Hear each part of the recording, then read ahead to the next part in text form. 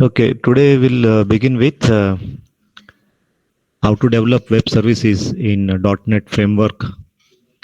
And basically, we'll start with the SOAP-based services, and later on, we'll see that how to develop the RESTful services in .NET framework. And the framework available for developing web services in .NET is called as the WCF, Windows Communication Foundation. So we'll introduce to that framework. We will cover the basic concepts, and then we'll move on to the implementation of the web services. And in the lab also, we'll go through how to implement or how to create the web services, how to create the client which will consume the web services, and so forth. So a little bit of background and the concept will make it more comfortable about the concepts that we are going to study. So just a minute, let me open the share my slide.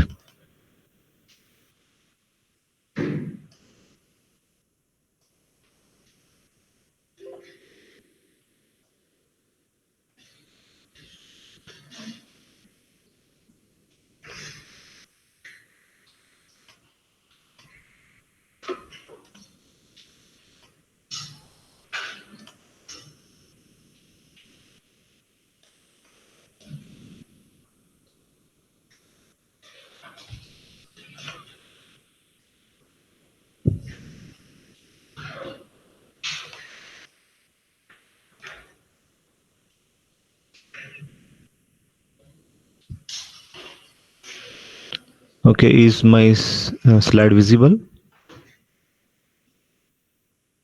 Okay, thank you. So Windows Communication Foundation. So this is the framework available on the .NET platform. You can install this framework and then you can develop the web services in using .NET framework. So these are the few things that we are going to study. What is WCF, introduction, contract, binding, security, reliability, and declaration, and so forth. So this is the evolution of the software development. We started with the object-oriented technology. Then we moved on to the component-based development. And finally, we ended up with the service-oriented architecture. So this is the evolution in software development.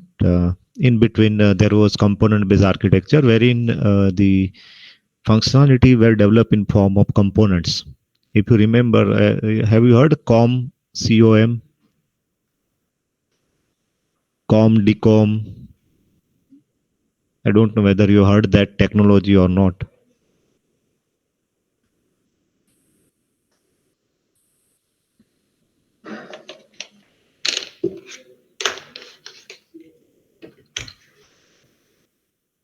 So in between, there was a phase where the software components were developed and they can be independently sold or it can be purchased and we can use it. So and now we have moved on to from component based development to service oriented architecture, where instead of these components we can develop this web services, and our architecture is consisting of multiple services. They might be communicating with each other to solve a larger problem, to solve many of the issues like scalability, interoperability, and so forth.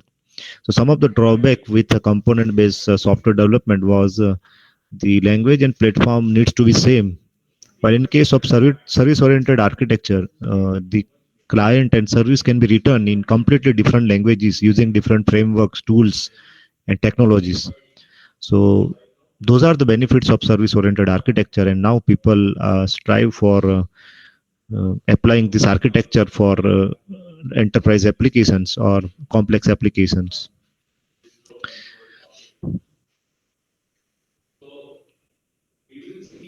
So there are some of the challenges in developing this service-oriented architecture. Basically, it falls into the concept of distributed application development, wherein you have the large application divided it into number of subtasks, and those tasks can run independently on different machines.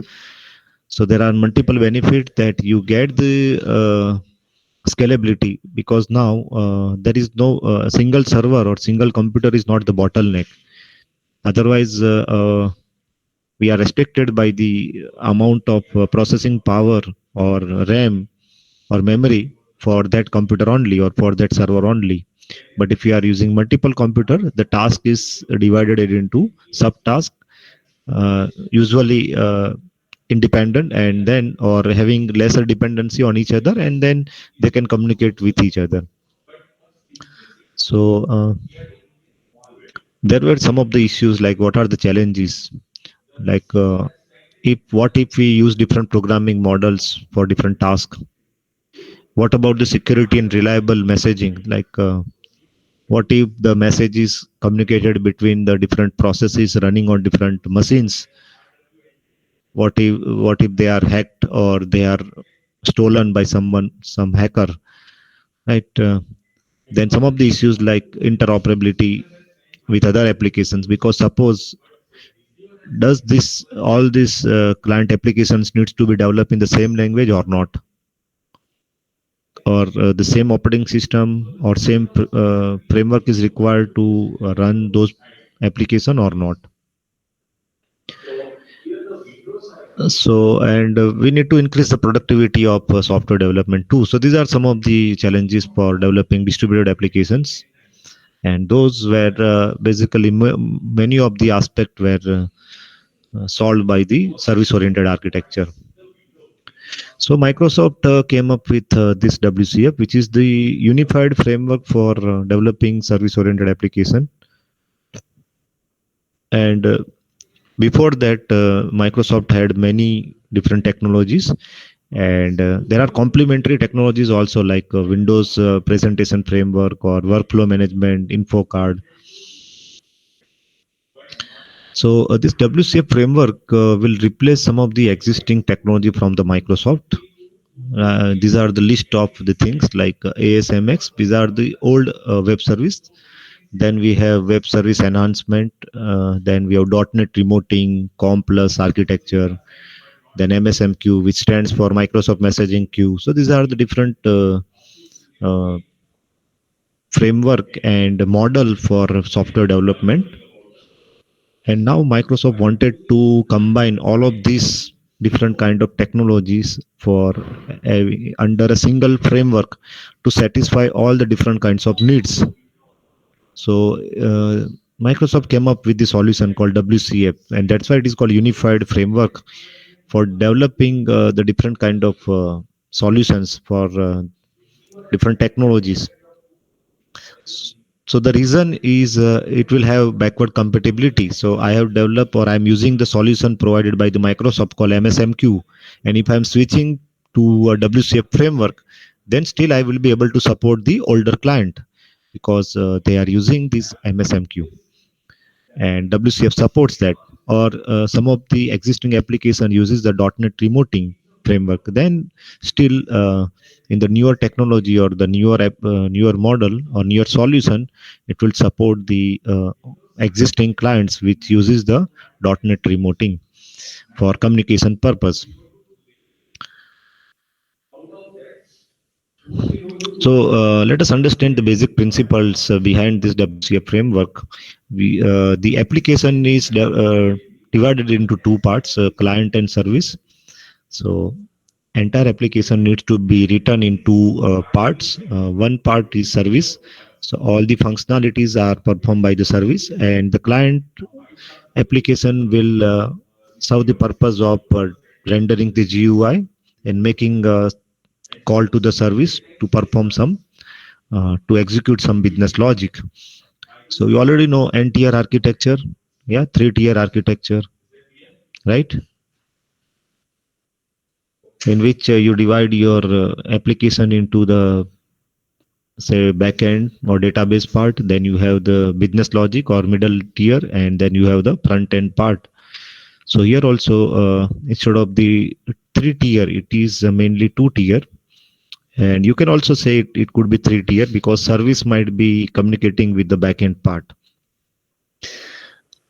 So backend means database. So the business logic would be running as the services, and the presentation part or GUI part would be written as the client. And now to fetch the data, the client is dependent on the service, and to render the data, the client can be written. So here this client can be your front-end framework like Angular, React, or any front-end framework can be there, which can manipulate the data on the client side, and they are communicating with the service to fetch the data or to update the data and so forth. So this is the basic model of WCF. I hope that this is clear how it is different from the previous model. In the previous model, like you have already used to develop the web application like JSP servlet, and in that model, what you do, your code is lying on the server. Even the generation of the GUI code is also running on the server.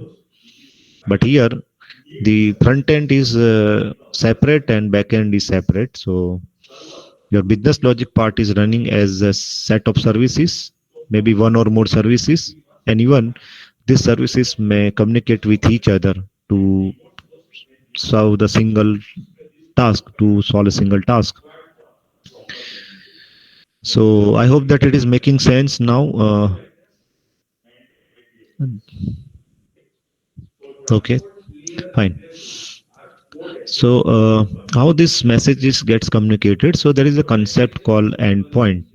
So every service will provide an endpoint, and the client will also create an endpoint for message communication. And what do you think? What should be the message? What message consists of?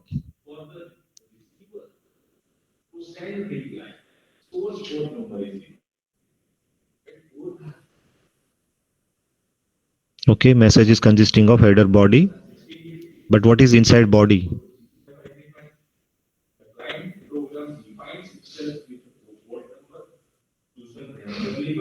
Correct. It is content or data, right? And what could be the possible format of this content?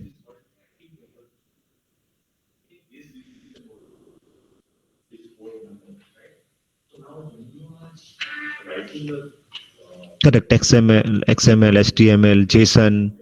Then you have plain text could also be there, or you can have CSV data, any format as per the application. It is dependent on application.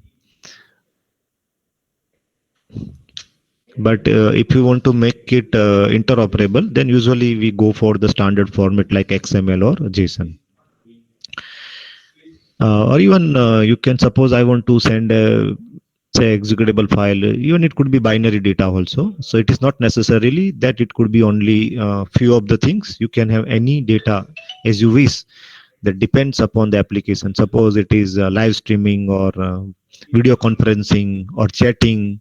So depending upon the application, the message will have the different types of data, right? So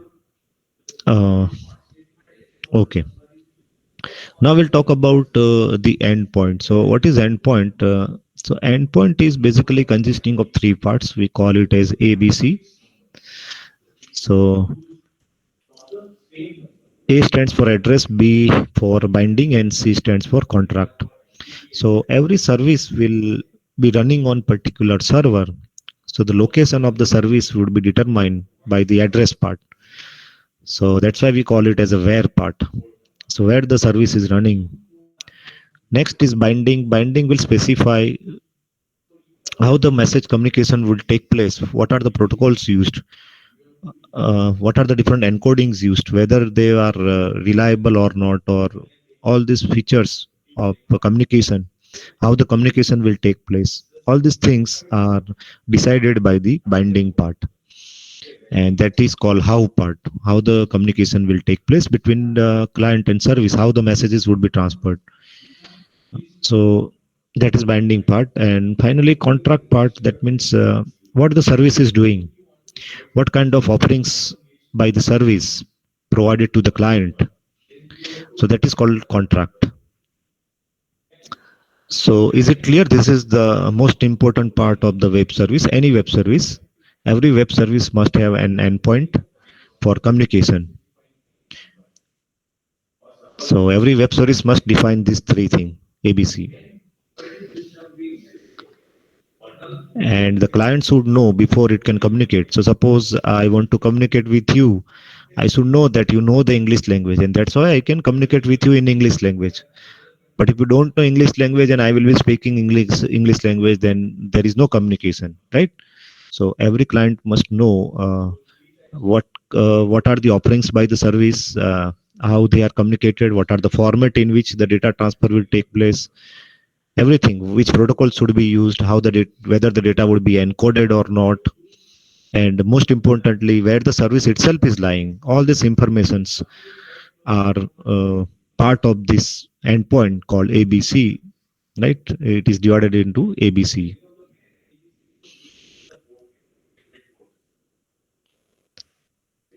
Yeah, A for address. What is the service address?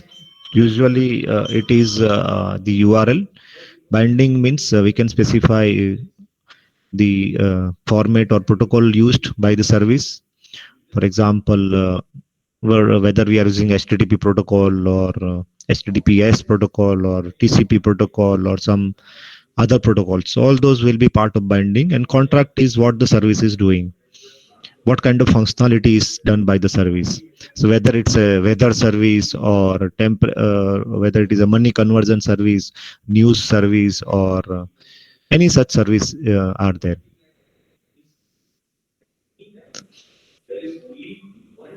Is it clear?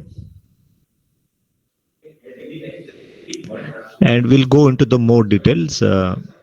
These are just the overview, but we will dig more. We will dig more into depth of this all these terms. Hmm. Okay, let me. Okay, how the client will know that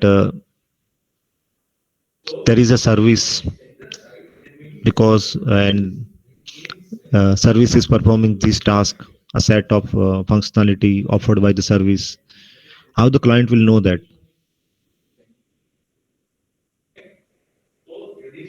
Correct, through the WSDL file. But where? How will it fetch the WSDL file?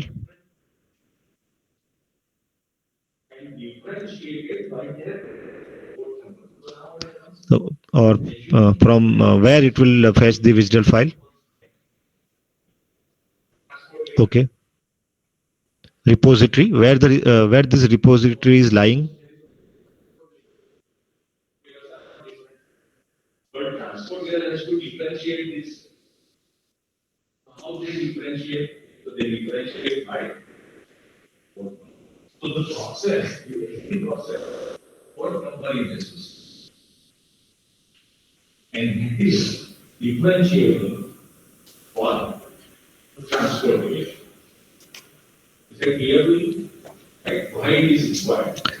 So all this repository is lying on some server. Okay, the repository is lying on some server, which is usually called the broker. So have you studied SOA architecture, service oriented architecture? You know the diagram?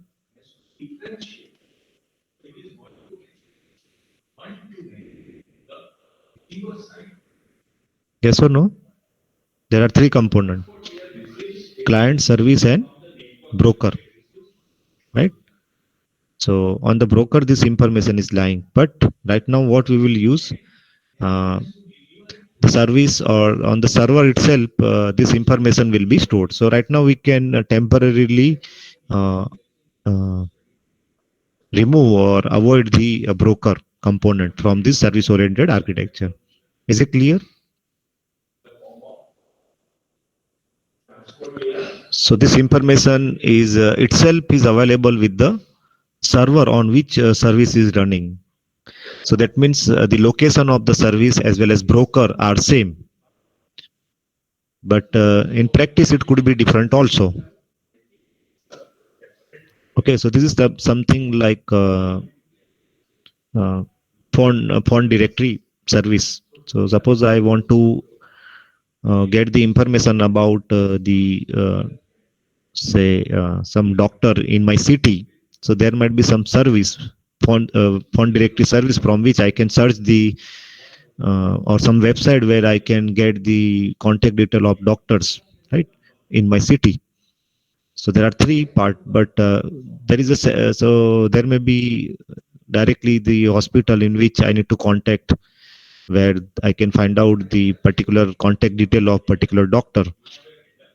So then in that case, the hospital itself provides the service of uh, defining or identifying the name of the different services provided by different doctors. So this is what we mean by the endpoint, and the client first of all should get this information from the usually from the broker, but right now we'll think that this information is available with the service on the server itself, where the services are running. And it is not necessarily that there is only one service. This is the simplified diagram. There could be one or more service, and single service can support more than one operations or functionalities. Is it clear? There are multiple client, multiple services. Single service can support multiple operations or multiple functionalities. Okay, so once we know this, let us move on to the next slide. Now, say here we start with the what part, which is the most important part, because the client needs to know what kind of service is provided by the web service.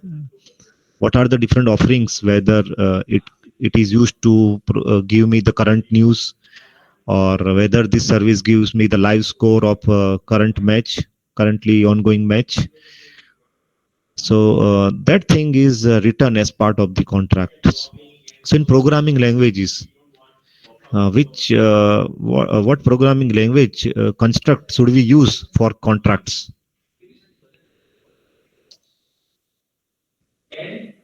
What do you think?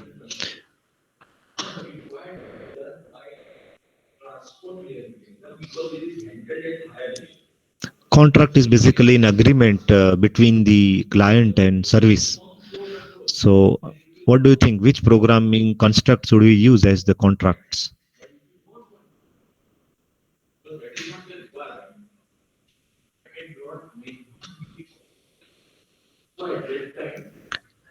Okay, XML is used to represent the data, the structure of the data.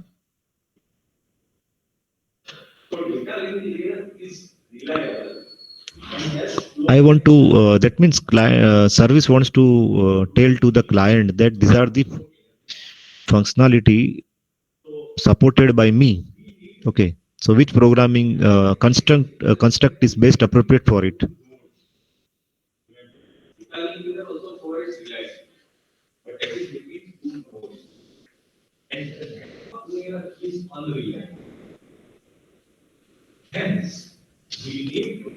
Okay.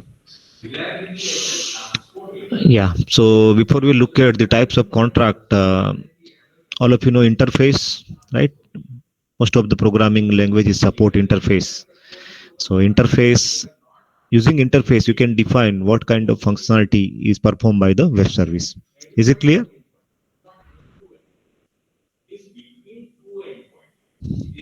Okay. So contracts are nothing but interface. Usually interface will define what kind of functionality is supported. For example, weather service. So weather service have how many input parameters would be there for the weather service?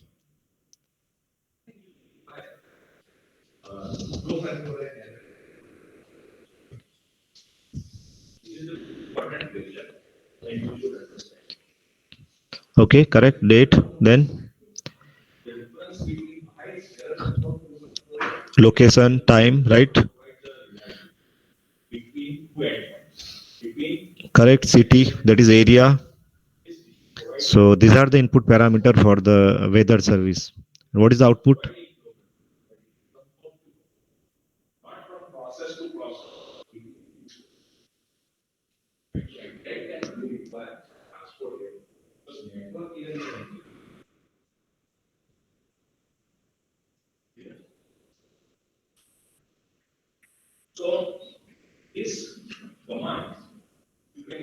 Okay. It could be the current weather information in form of say temperature, then air pressure, humidity, all those weather, whether what kind of climate would be there. It would be sunny, cloudy, or so it could be the past data or the data for the input that we have provided to the web service. So it could be single data, it could be multiple data in form of structure or object kind of thing, right? So and location can be specified via our GPS location, say longitude, latitude information. So here in WCF, it supports three types of contract: service contract, data, and message contract. So here, service contract is important. In service contract, we specify what kind of operations are supported and behavior for communication. And basically, it specifies what is being done by the service. Now, in case if your data is not primitive, then you can go for data contract. So suppose the weather service will give only temperature, then it is fine because the temperature can be stored as a number. So it is a primitive data type. But what if it returns not only temperature but also the humidity and then air pressure and other climate information? Then I need to put those thing into an object or some structure, and then I need to return it. So basically it will require a user defined data. Then we should go for the data contract. Is it clear? When should we use service contract and when should we use data contract? Because if there is a primitive type, you can use the simple service contract. But if you need the user defined type or objects or complex object, then you can go for the data contract. And there you need to define the schema and version number and all those stuff. And finally, if you want to have a more control over how the message would be passed, like uh, you get how to pass the data, what structure to pass, you uh, uh, basically have you I think covered, is it soap message is covered, right? Or not? Soap is covered. Soap message format. Okay. So see that in WCF, this message is transferred as the SOAP messages. Okay. So as you know that SOAP message is an XML format in which it is consisting of envelope with header and body part. So if we require more control, that you can define the header part as well as if you want to define the body part, then you can go for the message contract. So here application specific headers and body content can be defined using the message contract. So it will allow the more control over the SOAP messages. Okay. So is it clear all these three types of contracts? Any doubt? If you have primitive type, go for service contract. If you have the complex type like objects and structures, then you can go for the data contract. And finally, if you want to modify yourself the header of the SOAP message or body content, then you can directly use the message contract.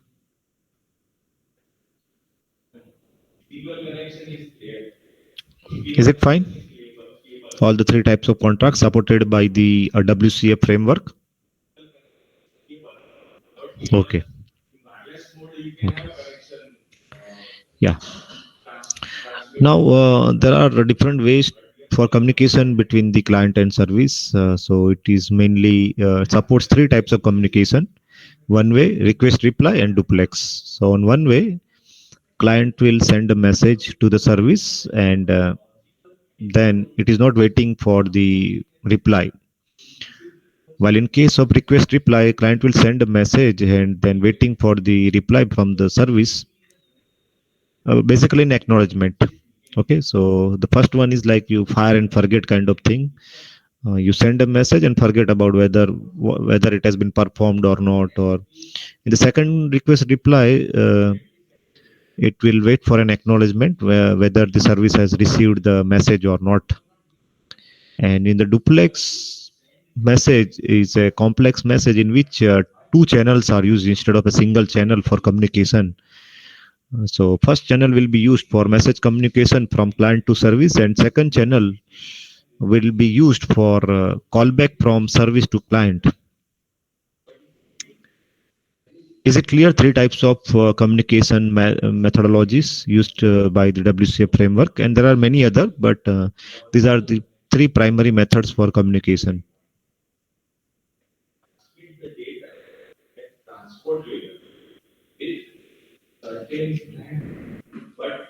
Okay, so fine. So now let us see how the service contracts are written. We are using the C# language, so you are already familiar with it. So we will not go into the details of C# language. I assume that you know the language. So here we are defining an iCalculate interface, which is public, and it is annotated with service contract. And this interface defines two operations, add and subtract. So basically it is performing, say, arithmetic operation, adding two numbers and subtracting two numbers and sending back the result to the client.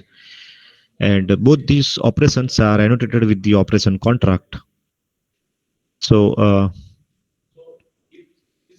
this is how this client will know what kind of functionality is performed by the service.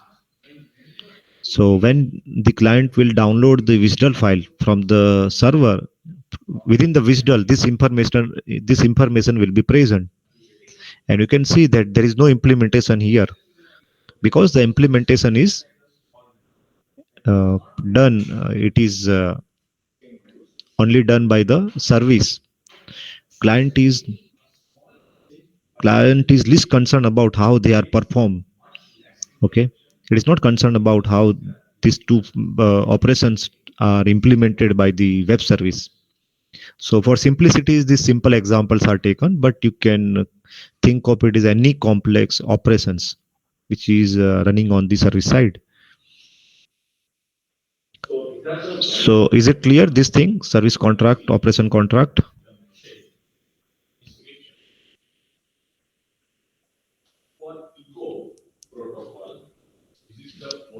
So implementation detail is not known to the client. Only what is being done by the service is known.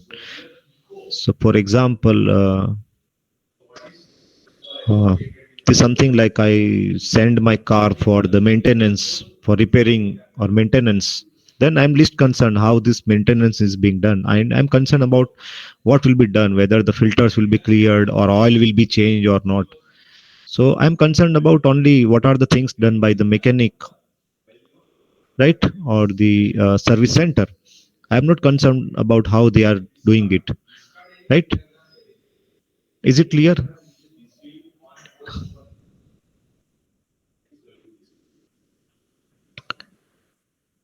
Yeah, correct. Abstraction. Only the thing, but this is required because ultimately the clients would invoke this function. So at that time, clients would know what to call, how to call, what are the parameters. These things should be known to the client. Otherwise, how can the client can consume the web service? How can it can use the web service? So only interface is known to the client. The implementation details are hidden on the service side, and even this can be implemented in any programming language because this is an interface. So it could be implemented in Java, C Sharp, Python, any language it could be written in, right? So, okay, so those functionality that is to be exposed to the outside world must be annotated with the service contract. You can have other interfaces within your code, but those are not exposed. Similarly, if I forget to write operation contract, what will happen? Suppose I forget to annotate these two methods with the annotation operation contract, what will happen? Or suppose I forget to write this operation contract in front of this subtract method, subtract function, what will happen?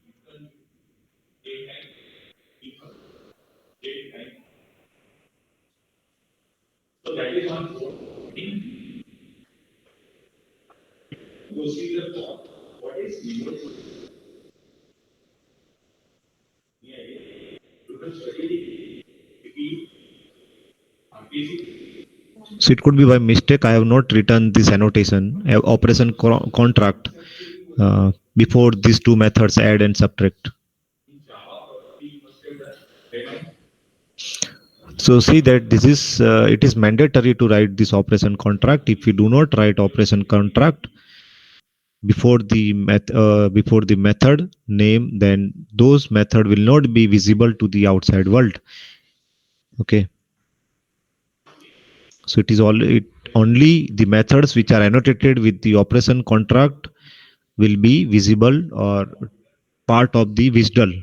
Okay, only those interface will be sent to the client. It will not become part of the WSDL. So this is something like you very well know about the private method and public method.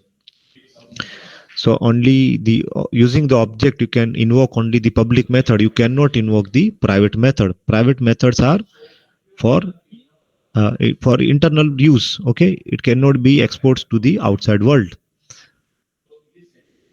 Okay, basically this an abstraction or the encapsulation, right?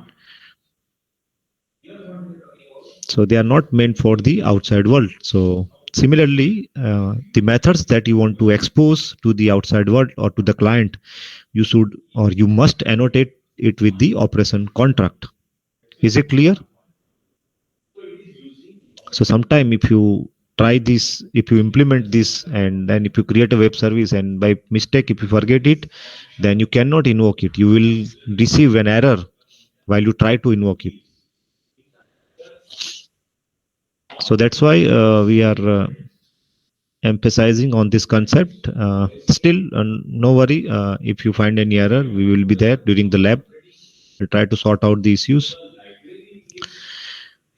And you can also specify what kind of communication mechanisms should be used for, whether it is one way or duplex and so forth. So there are and whether it supports session or callback. Right now we are skipping this. Later on we'll go into the more depth of this part. Okay, next one is data contract. Yeah, in the data contract basically you are sending. So see that here in this example the input parameters and output parameters are primitive types, so we don't require data contract. But instead of that, if these numbers are complex, then we have to use the complex type like class or object, right? So for that we need to resort to the data contract. So let us see, we are defining object. We are defining a class complex number which contains two number, real and imaginary part of the complex number. And see that now this public class is annotated with the data contract, and the individual members of this class or these fields of this class are annotated with the data member. That means now this could be one of the parameter of my operations. So every service will have list of operations, and those operations might take on the complex type. So if they are taking on the complex type, we need to use the data contract, and then we can specify what are we need to simply annotate that class with the data contract, and the members of the class must be annotated with the data member. Is it clear the you when should we use data contract and how to use it? I think the syntax is known to you, so no difficulty. I am not explaining the constructor and all those stuff. I am focusing on the only the new features of the WCF, or what kind of changes you need to make in the code to make it as part of the web service, your WCF service. Okay, and third one is the message contract. Again, here you can explicitly tell that which part will go as part of the SOAP header and which part will go as part of the SOAP body message. So my complex class is annotated with the message contract. In the previous case, it was annotated with the data contract, but now the members of my class, I can specify that operation will go inside my header of the SOAP message, and the complex number n1, n2, and solution. These three numbers will go inside my SOAP body message. as part of the SOAP message body part. Okay, so remember the SOAP, the structure of the SOAP message, header and body. So as part of the header, the operation will go, and these three numbers N1, N2, and solution will go inside the uh, content of the SOAP message. Is it clear? Message contract.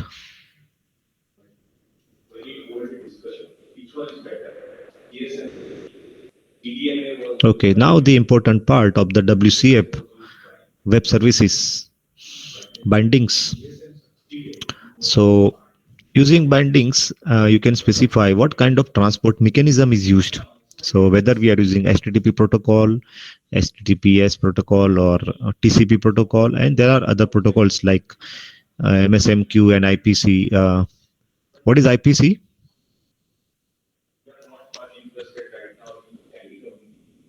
What is the full form of IPC? Correct. Inter-process communication, right? So you know this. So do you know any mechanism for IPC? Have you studied any IPC mechanisms?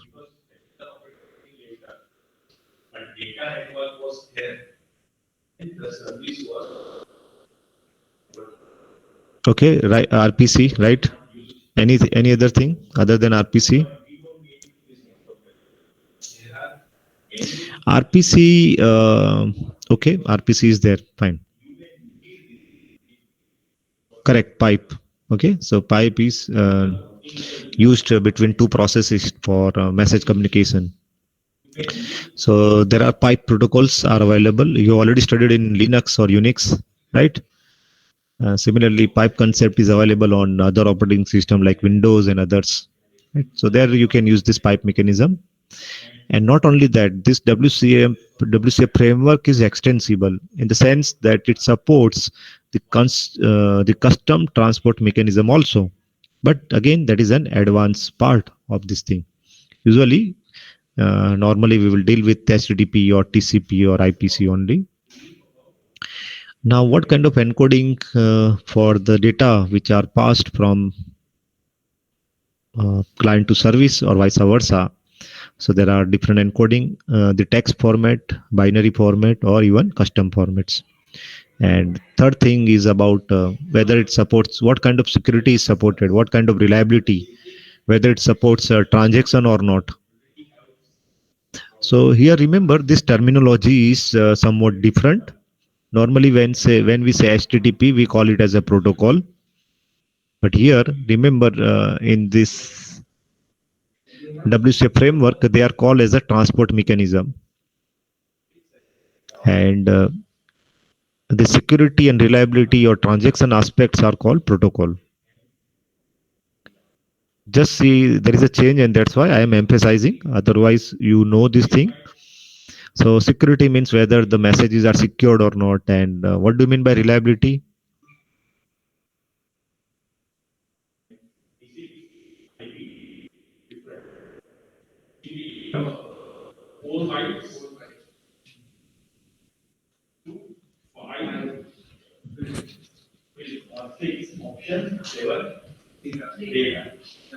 What do you mean by reliable communication?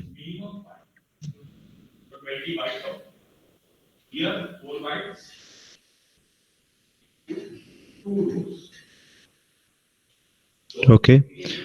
Yeah. So if the message is sent, we need to make sure that it has been received, right? We should be assured of that thing. That means communication is reliable. An additional thing, suppose the message, if I message is delivered from client to service, it is the message is sent from the client and it is received by the web service, right? So it should not happen that the same message is received multiple time or it is not received at all. Then if that is the case, then the communication is not reliable. Is it clear? Difference between security and reliability.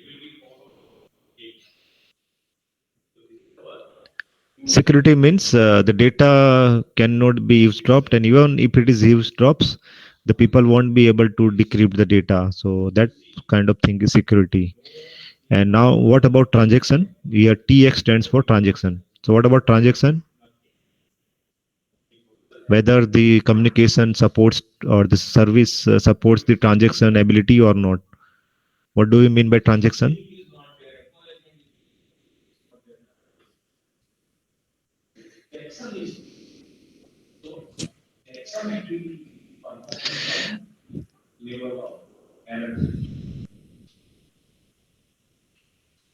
Hmm.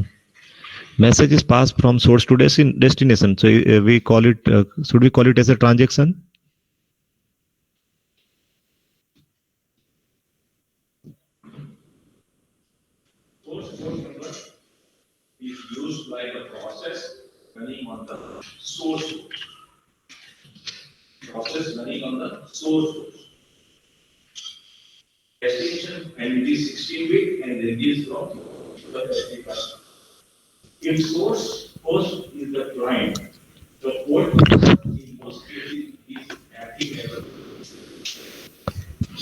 From the database, you know the concept? Transaction must satisfy ACID property. Then only it is called transaction, right? Atomicity, consistency, isolation, durability, all these are the four properties must be satisfied by the communication. So when the data will be stored on the web service side, it has to satisfy all these things, ACID property. Then only it is called transaction, right? So these are the advanced features of the WCF, whether the communication supports transaction or not, or is it reliable or not, or what kind of security is supported by this. So basically all these are called the bindings part. So yeah, so we started from the reverse, like we started with the contract, then now we have the binding. Is it clear? Contract is clear, I hope that. And now the bindings, what we want to say. So these are concepts, and later on we'll see how it has been implemented. If the concepts are clear, then you can easily understand the implementation part. You will not have any doubt, and you can understand the service programming. Okay. Now WCF supports some standard bindings, so you can directly use them. Okay, so these bindings are created, and then you can use them, so that you can define all those stuff, like what kind of transport mechanism and what kind of security is supported or not, transactions are supported or not, or whether it is interoperable or not. So some of the bindings like basic HTTP binding and WS HTTP binding, dual HTTP binding, federation binding, TCP binding, name pipe binding, these are the different bindings. So see that first column is binding, second column is interoperability.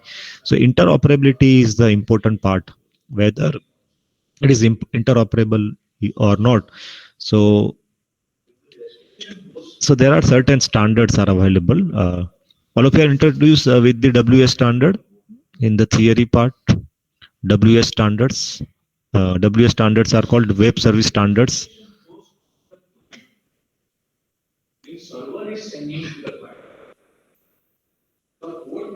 Yes or no? For web services, many standards are defined, and those standards are WS standards, so that we can have an interoperability between many web services, so between web service to web service, or from client to service. And that's why we get that interoperability in terms of languages, platforms, operating systems, right? Because all of them follow the same standard, then interoperability is achieved. Okay, so this is the table which will list the default bindings, and even you can create your own bindings. So again, that is an advanced part, but for normal use, the standard bindings are suffice for our implementation. So okay, so these are the features, whether it supports duplex communication or not. Duplex communication means full duplex communication. Two channels will be created between the client and service, whether it supports the transaction or not, and sessions would be created or not, or what kind of security would be supported, at which level, message level security or at the transport layer security will be supported or not. So default binding has these features. We need to just see what are the what this binding supports, what kind of security level, message level security or transport level security, whether it supports interoperability or not. For example, suppose you see the this net TCP binding. So here the transport mechanism is TCP, and that's why the it has been named as net TCP binding. Now you see the interoperability column. The value is .NET. What does it mean? Interoperability is .NET. What does it mean?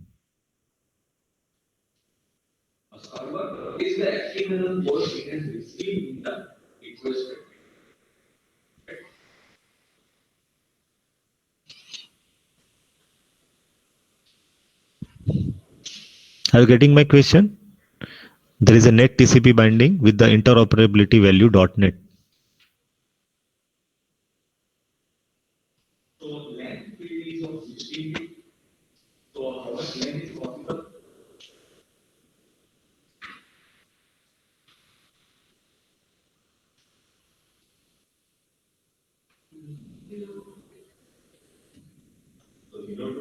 So here that means this net TCP binding. See that net TCP binding. Can you read that out? The fourth row in the table, and there is an interoperability column with the value .NET. What does it mean?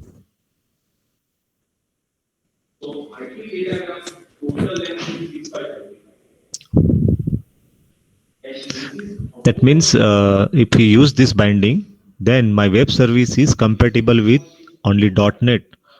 So it must be .NET client or .NET service only.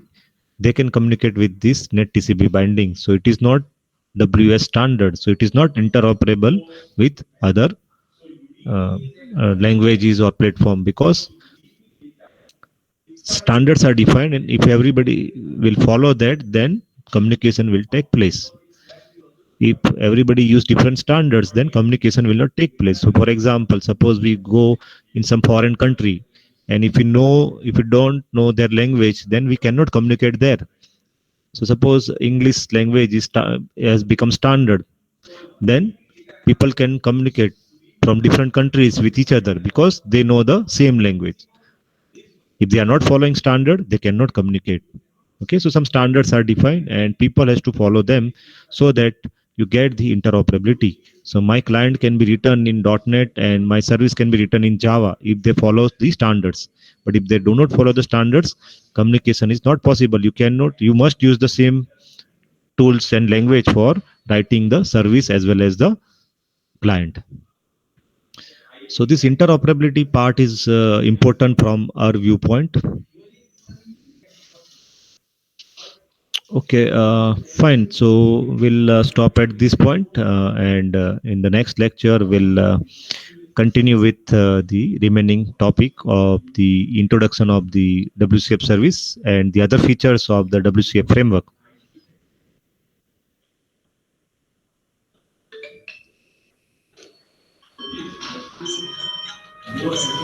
Okay.